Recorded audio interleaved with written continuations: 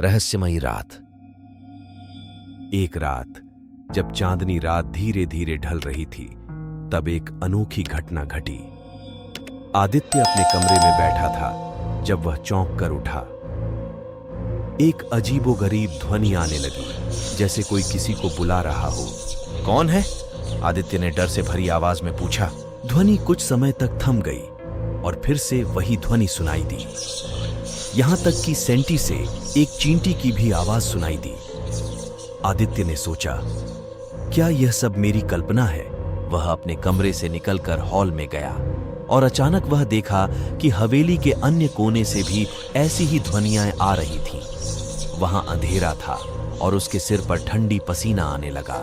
धीरे धीरे वह आगे बढ़ा, ध्वनियों की ओर। उसने अपनी टॉर्च लाइट जलाई और उसे हवेली की दीवारों पर फोकस किया, और तब वह देखा कि ध्वनियों की जगह फूलों की एक बड़ी छवि थी जो दीवार पर बनी थी।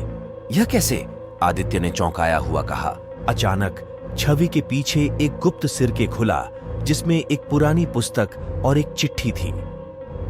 चिट्ठी में लिखा था, रहस्य अन्वेषण के लिए धन्यवाद, यह छवि तुम्हारी रोशनी में दिखाई देती है। आदित्य ने वो पुरानी पुस्तक और चिट्ठी ली और तब समझा कि यह सब उसकी दादी माँ के पुराने अद्भुत रहस्यों का हिस्सा था।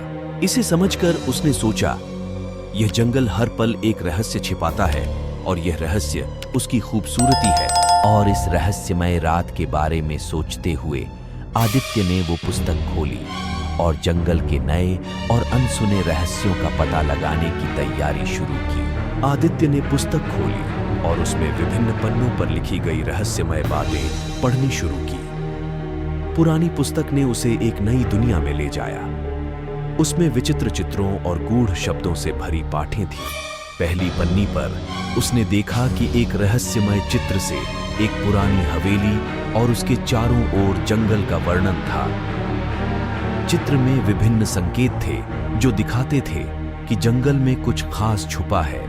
आदित्य ने अगले पन्ने पर जाते हुए देखा कि वहां 4 अलग-अलग चित्र थे जिनमें रहस्यमयी शब्द लिखे गए थे।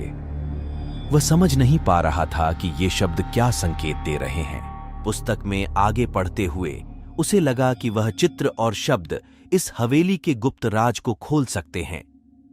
चित्रों की जगह दिए गए संकेतों और शब्दों से स्पष्ट था कि राज का पता लगाने के लिए वह गहरी खोज करनी होगी। धीरे धीरे रात बीतने लगी और आदित्य की उत्सुकता बढ़ रही थी। वह हर शब्द को ध्यान से पढ़ रहा था, जिससे वह रहस्य के पास और भी करीब पहुंच रहा था। तभी एक शब्दों का समूह उसे बिल्कुल अनोखा लगा। चंदनी रात में प्रकट होगा रहस्य का सच। यह शब्द जैसे किसी संकेत की तरह थे।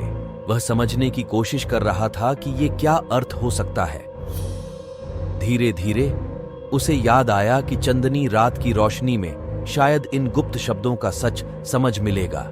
वह अपनी टॉर्च लाइट को बंद करके अपनी कमरे की छत पर चला गया। चांदनी रात में जंगल का दृश्य अद्भुत था। उसने चांद की रोशनी में वो शब्द पढ़े जो पुस्तक में थे। तभी वह शब्दों का अर्थ समझने लगा। उसे महसूस हो रहा था कि चंदनी रात की रोशनी में वह शब्द सच में प्रकट हो रहे थे। उसने उन शब्दों को पढ़ा और जंगल की दीवार पर चंदनी की रोशनी में छपे शब्दों को देखा। उसे समझ आ गया कि वह रहस्य का सच पाने के लिए सही दिशा में था। आदित्य ने धीरे धीरे गुप्त राज का पता लगाया और हवेली में छिपे हुए रहस्य को खोला।